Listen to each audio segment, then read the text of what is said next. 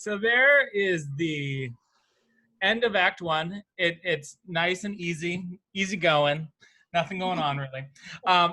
No, I honestly I wanted to start that for a couple reasons. First off, choruses don't get enough shout outs, and as a chorister, I'm like, we need more shout outs.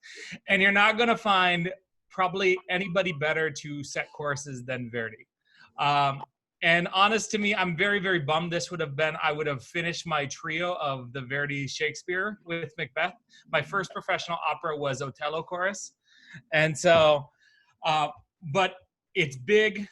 He kind of does this combo where you are a character on stage as well as Greek chorus, kind of being there for the audience to know what is going on or how all the different reactions and undercurrents are going on.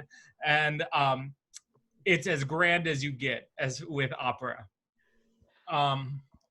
Maggie, you can jump on any time in there too. But we like to say more is more. And when you think about Verdi, he is the king of more is more. That's where he lives. It's all dramatic and over the top. And there's a whole lot of this happening on the regular. In one of my favorite scenes from Otello, there's this beautiful prayer sung by Desdemona, and it's really, she knows her husband's about to kill her and has this quiet, reflective moment. And I have to tell you, if my husband was coming to kill me, I'm not quite sure that's how I would be reacting or spending my time. It's certainly more beautiful than what would be coming out of my mouth. But he really does have a way of setting feelings to music in such a controlled, stunning fashion that it's delightful. And John, to your chorus point, I'm pretty sure all of you have heard the Anvil chorus at some point in your lives. And I'm very tempted to have John play a clip of it just so you can go, oh yeah, I do know that. But he put an anvil in the opera. I mean, it's awesome. Who does that? It's like the canon in the symphony. You know, you need these totally out there, the instruments aren't enough for me, thought processes to get us to the more is more that takes opera to the next level. So that's my 2 cents. I love it. Well, and as we go through this, I want to let you know, I'm hoping Verdi comes back because a half hour is not even close to enough time to talk about Verdi, talk about Shakespeare, talk about the opera at hand. But we're going to touch base a little bit. He grew up in Italy, and he kind of had an early knack for music, like talent, and was a love for it. And so he started as like studying under an organist. And upon the organist's death by the age of 10, he was a good enough student to replace the organist in the local church. He applied also to the Milan Conservatory for piano, but his technique was not up to par, as well as he was not the right citizen in this city-state Italy at the time. And so we'll come back to that because kind of this political and like how Italy is all broken up is kind of a very big thing with him throughout his whole life, because he's kind of the unifying factor in a lot of ways. But what at Milan, they decided, or like they said on the side, is like, no, you should maybe go study privately composition. And that's what he did. He went and he studied with Vincenzo Lavigna, who was a maestro a cembalo at the Theater alla Scala. And with that, he studied for about a couple years.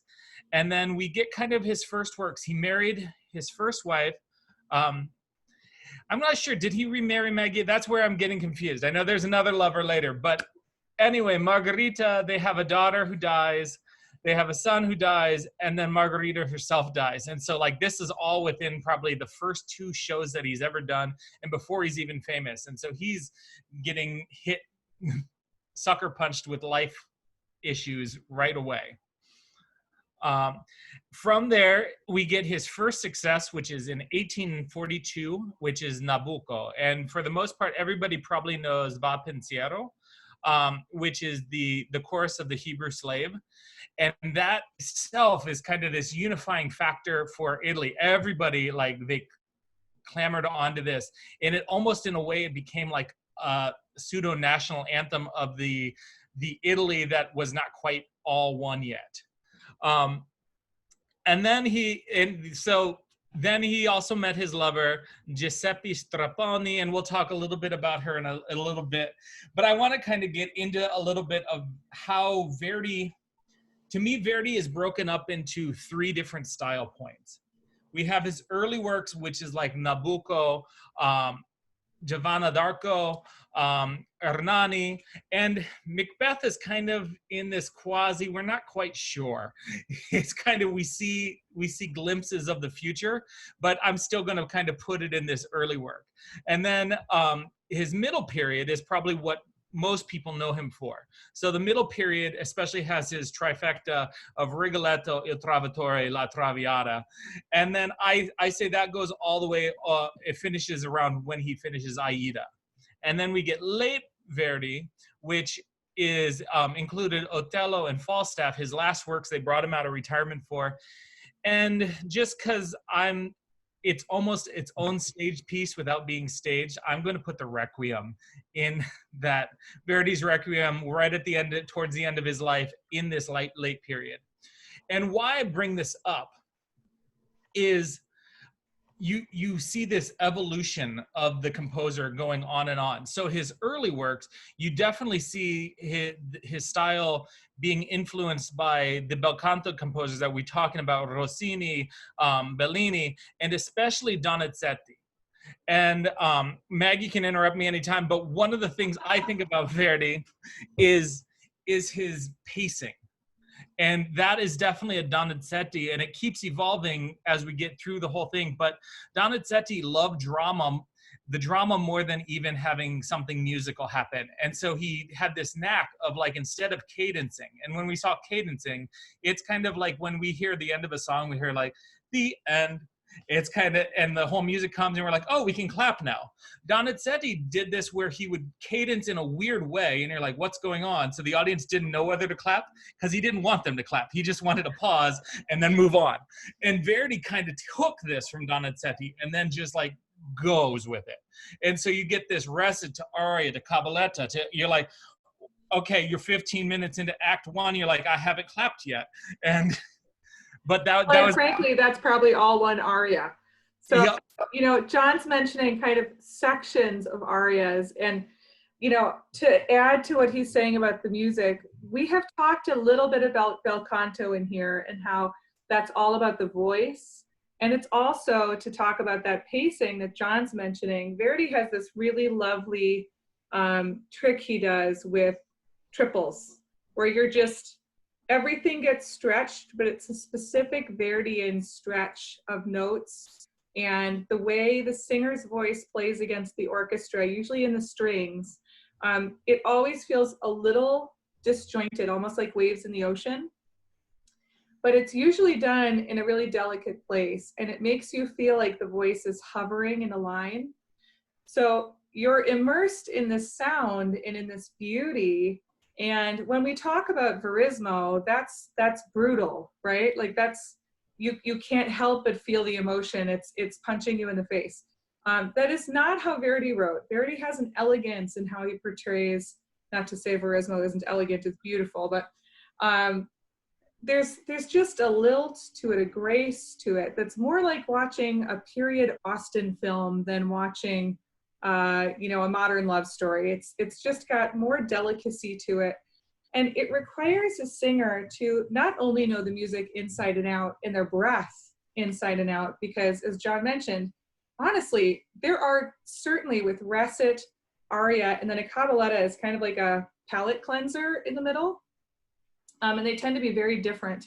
So you get a nice long languid aria, and then you have a lot of ornamentation and a faster rhythm in the middle, where they show off. It's the fireworks section where the singer's like, don't be fooled, I have a high beat, and then they keep going.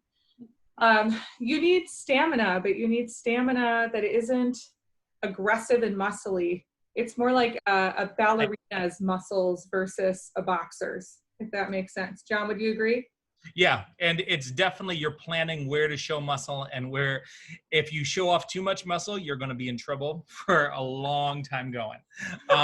Because you're still going and going and Yeah, going. and so for instance, I know like in the Duke, like the hardest thing is the Act 2 aria with the cabaletta, and usually it's cut in half. And part of the reason is like, yeah, you could stand alone and sing it, but you can't stand alone and sing it within 3 acts because you still have La Donna Mobile coming up, and so you'd be dead by the time you got there. And so um, I put up together 2 tracks just to kind of give you a little bit of this style point that we're talking about. Macbeth kind of lives in this middle to beginning, and so the first track I'm going to share with you comes from La Traviata, and everybody should know this very, very well. It keeps asking me for a code. That's exciting. Well, that's perfect timing because I actually wanted to add, we've talked about some composers being all about the momentum of a plot carrying you through a show. That is not what Verdi worked with. In fact, Verdi's plots tend to be quite convoluted. And even if you've seen the opera before, you sit down and you're kind of going through your acts before the show, just getting a sense of the line, and you're like, what are they even talking about? That doesn't happen. People don't do that. So there's a lot of artifice in how these stories come together. They're a bit improbable, but to be honest, the music is so beautiful, you just don't care. But if you're looking for cloak and daggers and damsels in distress and balcony scenes and duels, Verdi has them for you in spades. So here is a little bit of La Traviata.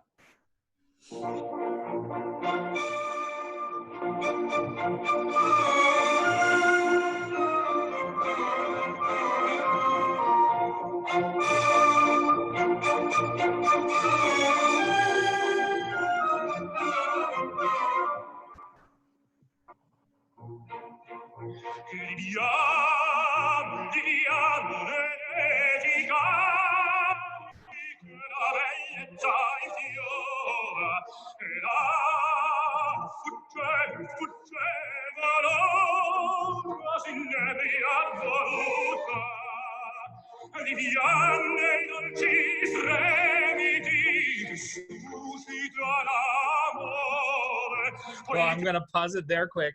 And the main thing I want you to realize what I'm trying to show you is, do you hear how the orchestra is kind of almost in this boom, chick, chick, boom, chick, chick, boom, chick, chick. Now, hear the difference between that and then it was going into a little bit of Otello.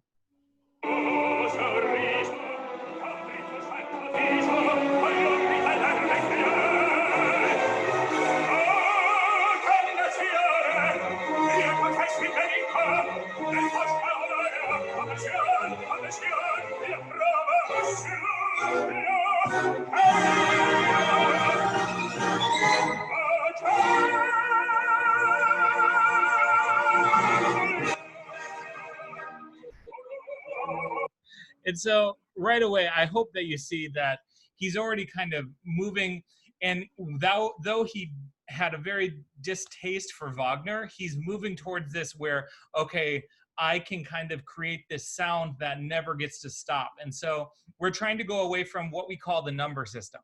So in the number system, like it's great for CDs, but not always great for opera all the way through. And so in a number system, it's kind of aria, check, clap, recitative, okay, clap. And so now it's like we don't even have time.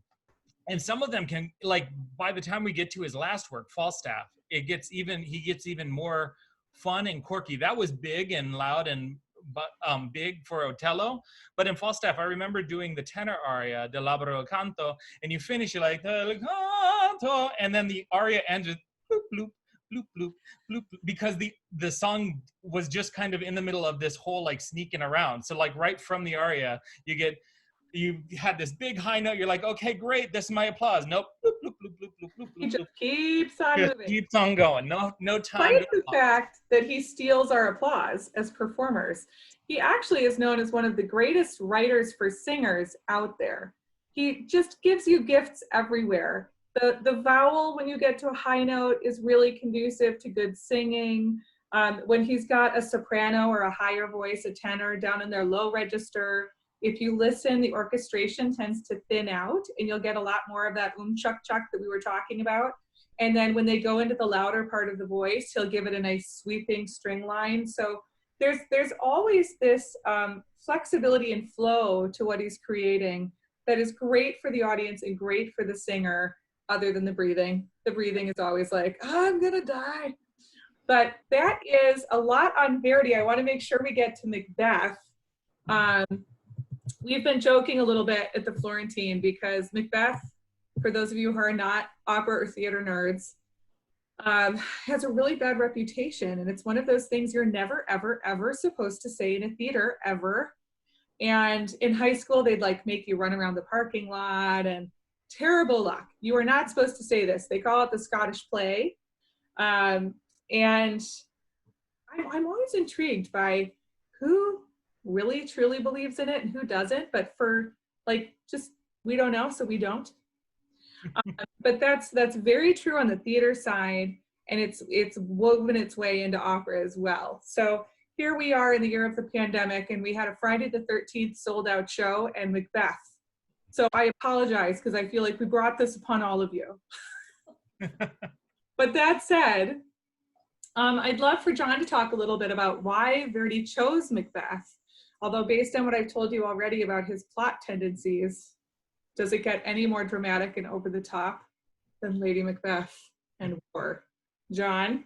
Yeah, so the big thing is Verdi was under contract, and so he needed to produce, and so there was a few ideas of shows that were coming to his way, and he did have a big love for Shakespeare. He also wanted to set King Lear, but that just didn't come to fruition. Like, he didn't get the right material, and the part of the reason he picked Macbeth is I have two reasons. First off, you're in Italy that is fractured politically.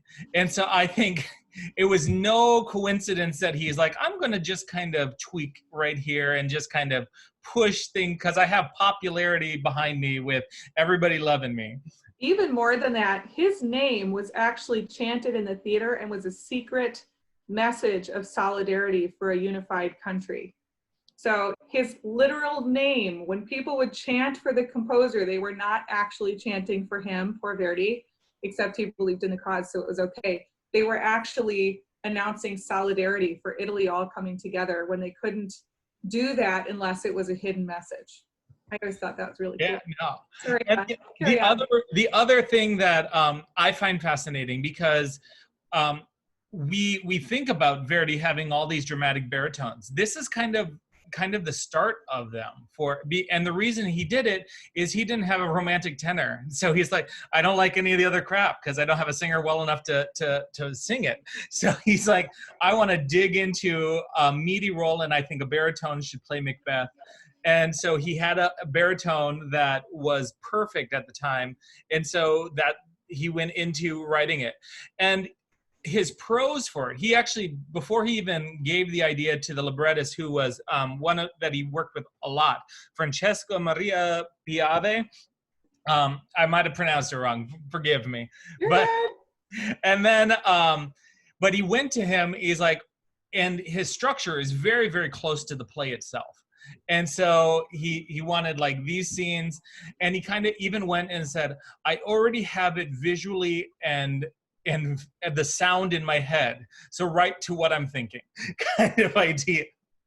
And so this poor librettist, and I'm sure he was hounding him all the way that I didn't like this, didn't like that, and that was kind of true to most of his stuff. He was very, very passionate about the libretto being good and taking on different, whether it be psychological and complex characters. And I wrote a question in my notes here, and that is, should we call this Lady Macbeth? And the reason I do it is, and that should maybe even go all the way back to the Shakespeare, because of the characters, she is the most complex. She probably, in a lot of ways, I think is more power hungry than Macbeth himself. And I find it interesting that the only way we can kill her off or see her vulnerable side is in sleepwalking. That when she's awake and alive and ready to go, she's gonna do whatever she can to keep power. But in her sleep, we find out that she is tormented by her own decisions. Maggie, you can add to Lady Macbeth. I do have a little clip of the sleepwalking scene. Go for it. Awesome. And this is Shirley Verrett, who is amazing.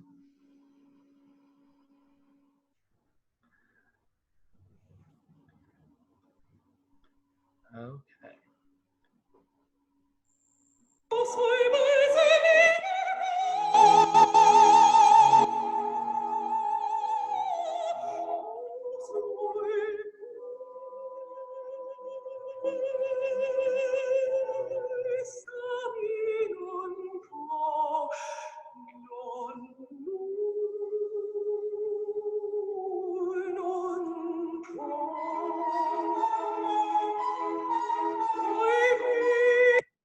And so that you kind of have context here. This is her last part of the opera, and she keeps touching her hands because in her sleepwalking, she keeps having a nightmare that she can't wash the blood away from all the death that has already occurred on her, especially they killed Duncan, and so like this physical, like she's never been able to wash the blood away, and so her underlying psyche is what ends up in her sleepwalking, allows her to go into like commit suicide. You want to add anything to it's a hard role. It is one of the most challenging roles in theater or in opera. She has such a complex personality, and she is so driving and ambitious and brittle. And the whole show is really just a fascinating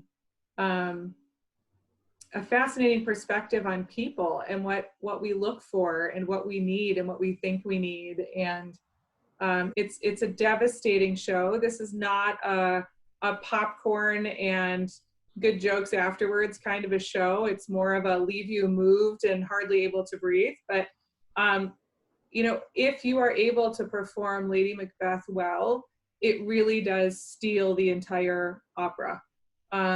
The breadth of musicality and the singing given to her, in the interpretive musicality of her almost quasi psychosis. I mean, her ambition is so big, it just drives her pretty much out of her mind. So if you're looking for an opera where you can watch the scope of an enormous character develop on stage and at a slower pace, because keep in mind, we're taking a Shakespearean play, which is already long and rich, and then we're stretching it out musically. So you're taking it into another level of depth and richness by portraying it with music, but they've also had to fill in the gaps a little bit, because if they did every single word in the Shakespeare, obviously we'd all be there for days. But I truly think it's a beautiful piece, and it's a really interesting point in Verdi's history. And I do think he had a soft spot for this show. I think this was probably one of his biggest passion projects. But we're pushing everything I read, he was aiming that this was going to be a masterpiece no matter what. And so his whole team behind it, he just is like he didn't have any time for anybody to just bring half. They had to bring everything. Oh yeah, this was an all in. And it's starting to be done more around the country, which is really interesting. So I'm sad that it was not done at the Florentine. Who knows when it will come back? I think it will come back. But it's a lot of fun to see it explored in modern stagecraft. And I hope all of you take a time to go check out some of the excerpts, because they're beautiful, especially if you love Verdi, because I do think each of his pieces has its own special sound. So do people have questions or comments on Verdi, Macbeth, or crazy stage habits? Barbara? Unmute. Yes, when they were shouting his name, Verdi, that the letters spell out an abbreviation for Vittorio Emanuele Re d'Italia, Victor Emmanuel, King of Italy. So Yeah. They were stating their Pretty preference. awesome, right? Thank Yeah. you. I couldn't remember what it was short for, so you just saved me. Anyone else?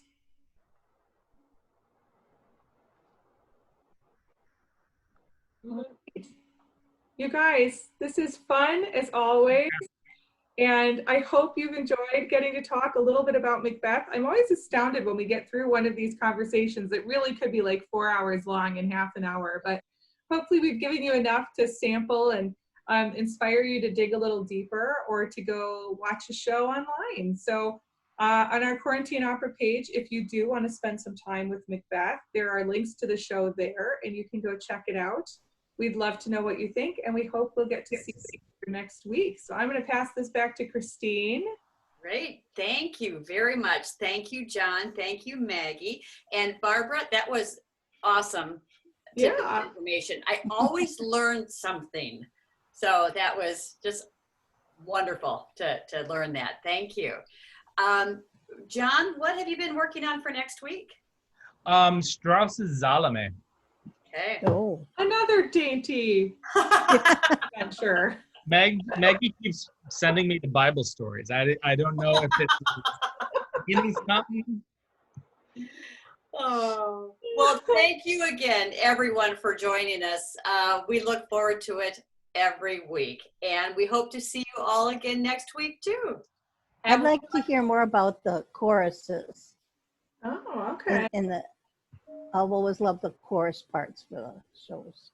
Well, we might be able to go add a few specific chorus links to the. Yeah, there's a great one, page. especially the end of or the beginning of Act 3, the fleeing Scots Oh. that have been oppressed is one of the most gorgeous choruses in probably all of opera, but especially in So give us 24 hours and then go check it out online, and John will throw in a few of his favorites. How's that, Catherine?